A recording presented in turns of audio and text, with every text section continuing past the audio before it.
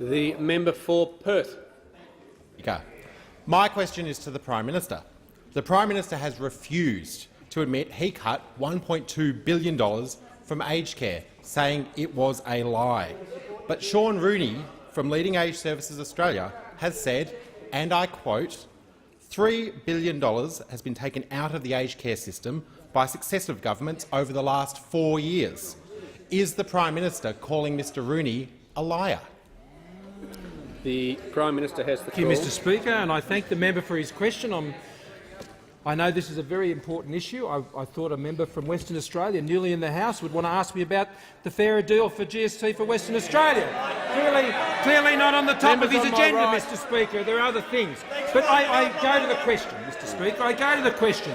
It is not true that the government has cut funding to aged care. It's simply not true because the funding has gone up by more than $1 billion every year. When there's more money provided, that means there is an increase. When there's less money provided, that means there is a decrease. It's simple maths, and I'm happy to have the Treasurer explain it to you if you'd like to come round his office and he can take you through it. But I make the point again, Mr Speaker, about the hypocrisy being shown by the Labor Party, because the very measure that they take issue with, the very measure that they put in place themselves when they were in government and took out $1.6 billion, Mr Speaker, based on their assessment, when the member for Blair, the very overstated member for Blair, came and he was responsible for aged care services in opposition before the last election, he was asked whether they would reverse this measure, Mr Speaker, and he said, no, Labor is actually not.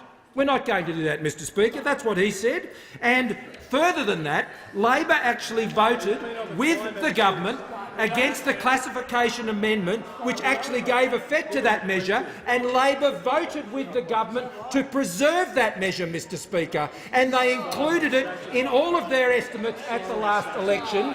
So they come in here complaining about a measure they actually voted for, Mr Speaker, and again, stop playing politics with aged care. Support the government to make the reforms necessary.